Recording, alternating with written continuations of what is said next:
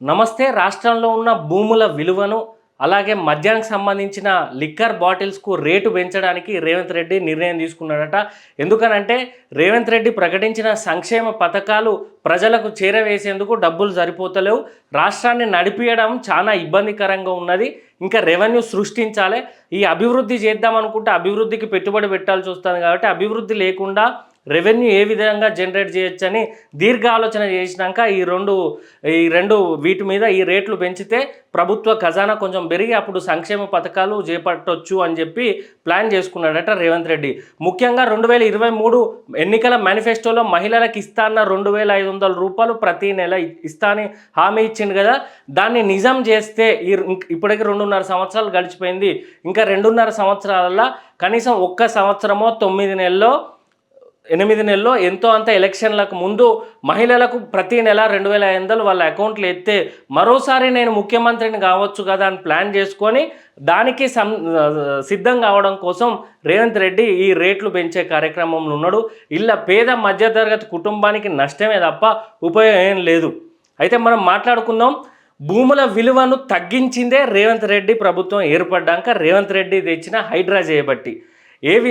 హైడ్రా కూడా ఎందుకు తెచ్చిండు? అందరేదో పర్యావరణాన్ని కాపాడుకోవడం కోసం, లేకపోతే చెరువులను నాలాలను కాపాడడానికి కోసం అని చెప్పి అనుకున్నారు. కానీ అది రేవంత్ రెడ్డి తెచ్చింది దాని పేరు మీద తెచ్చింది. కానీ అసలు రేవంత్ రెడ్డి హైడ్రా ఎందుకు తెచ్చిండంటే బీఆర్ఎస్ హయాంలో ఎవరెవరైతే బీఆర్ఎస్ లీడర్ల పేరు చెప్పుకొని రియల్ ఎస్టేట్ వ్యాపారులు, రియల్ ఎస్టేట్ కంపెనీలు, పెద్ద పెద్ద కన్స్ట్రక్షన్ కంపెనీలు వీళ్ళందరూ భూములను హోల్డ్ చేసుకున్నారో 100 ఎకరాలు, వాళ్ళందరినీ బ్లాక్మెయిల్ చేసి, వాళ్ళు డైరెక్ట్ అడిగితే ఇయ్యలేదట, ఇయ్యకపోయేసరికి వాళ్ళందరినీ బ్లాక్మెయిల్ చేసి హైడ్రా పేరు మీద బ్లాక్మెయిల్ చేసి వాళ్ళ దగ్గరికి వెళ్ళి భూములు ట్రాన్స్ఫర్ చేయించుకున్నారు. ఎంతో అంత పర్సెంటేజ్ భూములు 100 ఎకరాలు నా దగ్గర 20, 30, కొన్ని చోట్ల 50కి 50 ఇవ్వాల్సిందే, లేకపోతే హైడ్రా దిగుతుందని చెప్పి బ్లాక్మెయిల్ చేయించుకొని రేవంత్ రెడ్డి అనుచరులు, వాళ్ళ బ్రదరు, వాళ్ళ ఫ్యామిలీ, వాళ్ళకి సంబంధించిన రియల్ ఎస్టేట్ కంపెనీలు, కన్స్ట్రక్షన్ కంపెనీలు ఆ భూములను జప్తు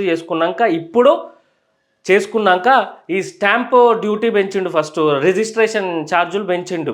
ఇప్పుడు మెల్లగా భూముల విలువ పెంచడానికి ప్రయత్నం చేస్తున్నాడు.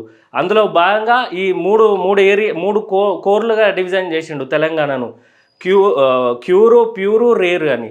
ఈ ఓఆర్ఆర్ లోపు ఉన్నదంతా ఫస్ట్ది అన్నట్టు క్యూరు. ఆ తర్వాత పెరి అర్బను, ఓఆర్ఆర్ నుండి ట్రిబుల్ ఆర్ మధ్యర. ఆ తర్వాత ఇక రేర్ అంటే అగ్రికల్చర్ సంబంధించి రూరల్ లాగా అన్నట్టు. ఈ మూడిట్లో ఆల్రెడీ ఓఆర్ఆర్ లోపల ఎక్కడ చూడు భూములు పెరిగిపోయినాయి, వ్యవసాయ భూములే లేవు, అన్ని రెసిడెన్షియల్ అని పడ్డాయి. కాబట్టి దీన్ని అంత పెరిగేలాగా లేదు. కానీ ఓఆర్ఆర్ నుండి ట్రిబుల్ ఆర్ మధ్యలో ఉన్న ఏరియాకు మాత్రం బీభత్సంగా పెరుగుతుందంట ధరలు. ఆల్రెడీ మనం ఈ వీడియో ఎప్పుడో చేసుకున్నాము. అక్కడ ఆల్రెడీ ప్రతి మినిస్టరు, ఎమ్మెల్యేలు, ఎంపీలు, ఎమ్మెల్సీలు, పెద్ద పెద్ద రియల్ ఎస్టేట్ కంపెనీలు, పెద్ద ఇండస్ట్రీ కంపెనీలు ఇవందరూ పోయి భూములు కొనుక్కున్నారు ఆల్రెడీ. ఆడ మనం మధ్యతరగతి పేదతరగతి ఇండివిజువల్గా బతికేటోళ్ళు పోయి చేసుకునేది ఏం లేదు. వ్యవస్థను అడ్డు పెట్టుకొని వాళ్ళు చేసేటి కొనుక్కున్నారు ఆల్రెడీ. ఇప్పుడు వాళ్ళ ఏరియా, వాళ్ళ భూములు డెవలప్ కావడం కోసం ఈ రేట్లు పెంచుతున్నాడు. దీంట్లో మనం అక్కడొకటి ఫ్లాట్ కొనాలి, 100 గజాలు 200 గజాలు కొనాలంటే ఇప్పుడు హైదరాబాద్ లోపల మనం 100 గజాలు కొనాలి, 1 గజం కొనాలంటే రేటు దాదాపు 1,20,000 నుండి 1,50,000 ఉన్నది. దీనికి ఇది బహిరంగ మార్కెట్ వాల్యూ.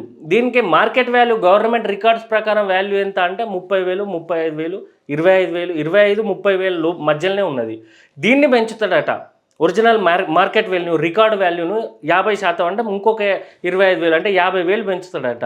అంటే ఇప్పుడు ఎవడన్నా సామాన్యుడు 100 గజాలు కొనాలంటేనే మస్తు అది ఇబ్బందికరం. అందులో ఈ బహిరంగ మార్కెట్ వాల్యూ అంటే అమ్మేటోనికి మనం కట్టే డబ్బులు పోను, ఈ గవర్నమెంట్కు మళ్ళీ ఇంకొక దాదాపు ఒక 25% మనం ఎక్కువ కట్టాల్సి వస్తుంది. అంటే ప్రజలు, పేద మధ్యతరగతి ప్రజలు వీళ్ళకి అవసరం లేదు, ఈ రేవంత్ రెడ్డికి అవసరం లేదు. అట్లే ఉన్నాయి ఈ కథలన్నీ. ఏమన్నా డెవలప్మెంట్ చేయాలి అని అంటే ఏమన్నా ఖాళీగా ఉన్న కాను ఇండస్ట్రీలో లేకపోతే ఏమన్నా కంపెనీలో తెచ్చి ఆడ ఉపాధి కల్పిస్తే ఆటోమేటిక్గా డెవలప్ అవుతూ ఉంటుంది. ఇప్పుడు గచ్చిబౌలి హైటెక్ సిటీ ఏం లేనప్పుడు టెక్ కంపెనీలు తెచ్చిండ్రు. ఇప్పుడు అది ఆకాశమే హద్దురా లాగా అక్కడ ఉన్నది రేటు. ఆడ చుట్టుపక్కల డెవలప్మెంట్ కూడా అట్లయింది. ఈయన డెవలప్మెంట్ చేయడట, ఓన్లీ ధరలు పెంచుతాడట. ధరలు పెంచడానికి ఈ లుసుగులన్నీ ఎత్తుక్కొని ఇట్లా చేస్తున్నాడు రేవంత్ రెడ్డి. మీరు వాళ్ళందరూ పోయి భూమిని కొనుక్కున్నారు, వాళ్ళ ధరలు పెంచుకుంటారు, మన ధరలు ఏం లేదు. వాళ్ళు కొనుక్కున్నారు కదా, వాళ్ళు ప్లాట్లుగా చేసుకొని 200, 220 రూపాయలు, 150 గజాల చొప్పున ప్రజలకు అమ్ముతూ ఉంటారు మధ్యతరగతి వాళ్ళని. మనల్ని బకరాల్లాగా చూస్తారు వాళ్ళు. ఇప్పుడు వాళ్ళు కొనుక్కున్నప్పుడు రేట్లు తక్కువనే ఉన్నాయి. బహిరంగ మార్కెట్ వాల్యూ, ఈ మార్కెట్ వాల్యూ తక్కువనే ఉన్నాయి. ఇప్పుడు మనం కొనాలంటే మళ్ళీ ఎక్కువ రేటు కట్టి కొనుక్కోవాలి. వాడు కొనుక్కునేటప్పుడు గవర్నమెంట్ తక్కువ ఇస్తుంది, ఆ తర్వాత గవర్నమెంట్ రిజిస్ట్రేషన్ ఛార్జీలు పెంచుతాయి. మళ్ళీ మనం కొనేటప్పుడు వానికి లాభము, అమ్మేటోనికి ఇప్పుడు గవర్నమెంట్కి లాభం. ఈ విధంగా మధ్యతరగతి రక్త మాంసాలను పిండుకొని తింటూ ఉన్నారు. ఇదొక సైడ్ పెడితే ఇక మద్యం రేట్లు పెంచుతారట. ఈ మద్యం రేట్లు పెంచడానికి ముఖ్యమంత్రి రేవంత్ రెడ్డి గారు ఒక ఐఏఎస్ల కమిటీని, 2-3 ఐఏఎస్లను ఒక కమిటీ లాగా నియమించి పక్క రాష్ట్రాలకు పంపిండట. మద్యం తయారు చేయడానికి రా మెటీరియల్ కాస్ట్ ఎంత, మ్యానుఫ్యాక్చరింగ్ కాస్ట్ ఎంత, ట్రాన్స్పోర్ట్ చేయడానికి కాస్ట్ ఎంత, ఈ డిస్టిల్లరీస్, బ్రేవరీస్ ఎట్లా నడుస్తున్నాయి కనుక్కొని ఒక నివేదిక, ఒక రిపోర్ట్ ఇవ్వాలని చెప్తే ఐఏఎస్ల కమిటీ నివేదిక ఇచ్చి, ఆ నివేదికలో 30% పెంచితే మనకు మంచి బెనిఫిట్స్ వస్తాయి, మంచి లాభాలు వస్తాయని చెప్పిండంట.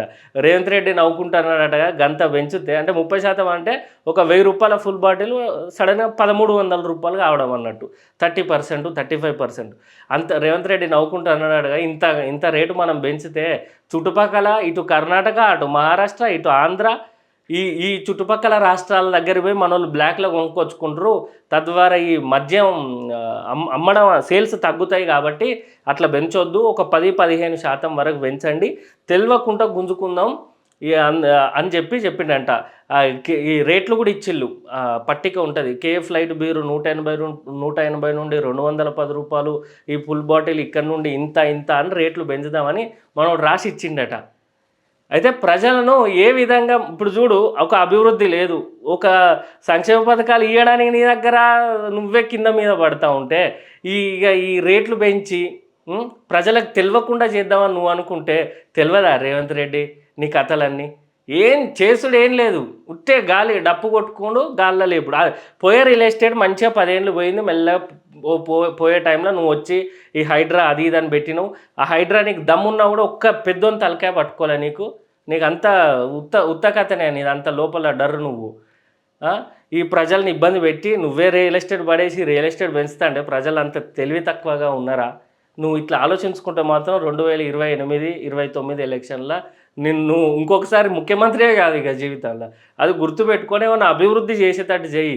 ఇక్కడ ఏదో పేద మధ్యతరగతి ప్రజల కాంచి తెలియకుండా ఏ విధంగా డబ్బులు గుంజాలని ఆలోచిస్తే మాత్రం నిన్ను ఎవడూ కాపాడలేడు. Thank you.